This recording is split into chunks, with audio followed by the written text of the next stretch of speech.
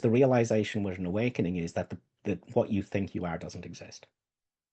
It has never existed. It doesn't go away. You realize it was never there. There's only awareness.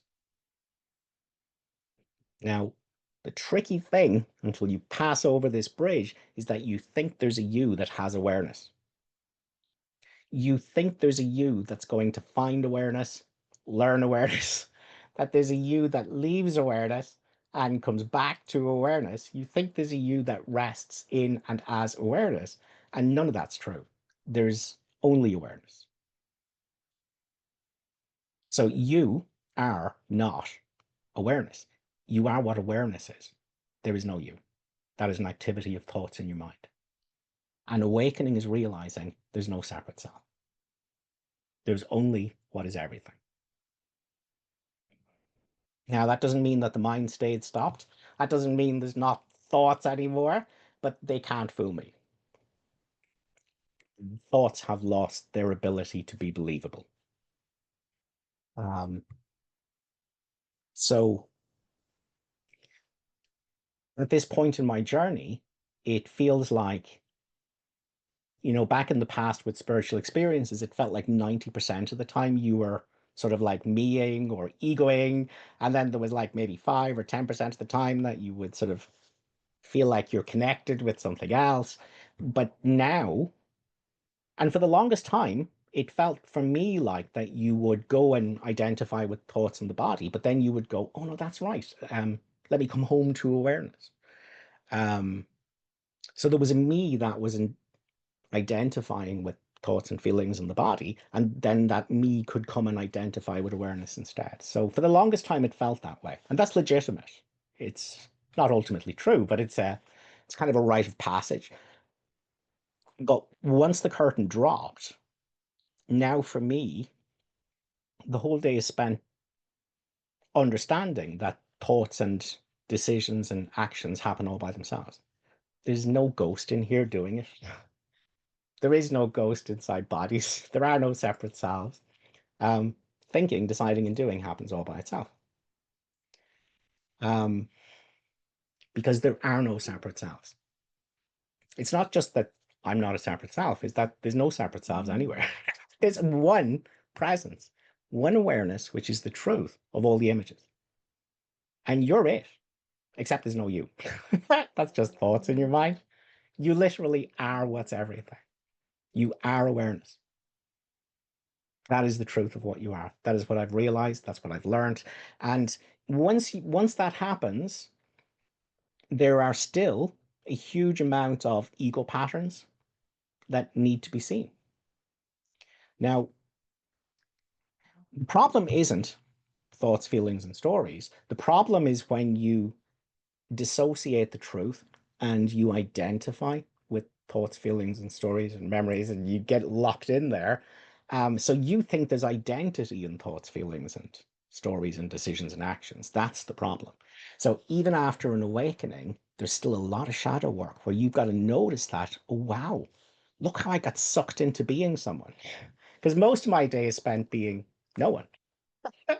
There's it's just presence, it's just awareness. But there's still 5% of the time, 10% of the time where you notice that you got sucked into the story and you think you're a story, you think you're a self, and you think that this all means something. And that's when you got to go and do your work. It's when you got to go, wow, I didn't realize. Here's this little part. There was still, I got sucked into being someone, making up a self for myself out of thoughts and acting as if it was true. And all you have to do is bring that to the truth. And then you see there's no identity in that. Because again, thoughts are happening all by themselves. Emotions are happening all by themselves. Actions are happening all by themselves. You just come home to that understanding. Because the understanding is there's no such thing as a separate self. There's only what everyone is. There's only awareness. There's only presence. It's what the Course calls the light of the world. And so the problem isn't everything that's happened to the me, what the me did, what the me didn't do, what might happen to the me. There's only one problem, which is that there's no me. That's the one problem. And the one solution to all the problems is to see through the illusion of the imaginary me. doesn't exist. It's a story. It doesn't, if your thoughts stop, there's no you. It's utterly manufactured out story. So the one problem is that I'm meing. When you look for your false self, the me, all you find is presence. All you find is open, awake, aware, intelligent, luminous presence. Because that's all there is to be.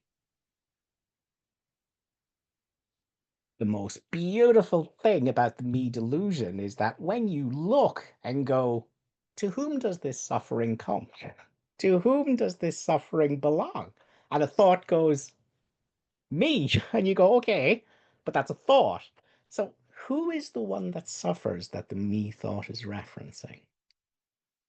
And it's so beautiful. Every single time you look and go, to whom does this belong? Let me see what's here. And all that's there is open, empty, luminous, awake, present. That's all. There's no me. It doesn't exist. It's so, oh my God, when I was working through this process, every single time I was shocked to realize there's no one here. There's no one here to own this suffering. There's no one here to own this affront. There is literally no one here to claim it. And then it couldn't stand. It had to collapse because there was no story of a one it could stick to. So it may be a little bit advanced or maybe a little bit slightly down the road to say, to understand that thoughts, decisions, and actions happen all by themselves, that there's nobody doing it. But it's a fact. Yeah. Take my word for it. There's no ghosts inside any of the bodies. There's just presence appearing as everything. All the rest is a delusion. The Course calls it a private world made out of identification with thoughts. So what happens is that within presence, there is the making of a me out of thoughts, a story. And the Course says, so everyone makes an ego or a self for himself. And then he makes an ego or a self for everyone else because there's no everyone else. There's only presence as the truth of everything and everyone. But once you me, you must other. Once you make up a story about what you are, which is not what you are, it's just a story. Now you must make up a story about what everyone else is. And none of the stories are true because the only truth of anything here is presence. There are no separate selves.